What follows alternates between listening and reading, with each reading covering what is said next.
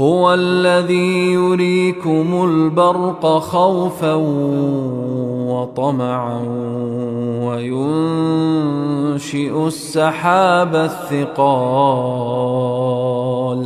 ويسبح الرعد بحمده والملائكة من خيفته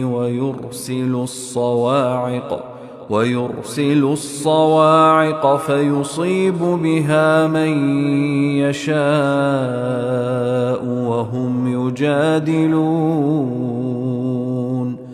وهم يجادلون في الله وهو شديد المحال.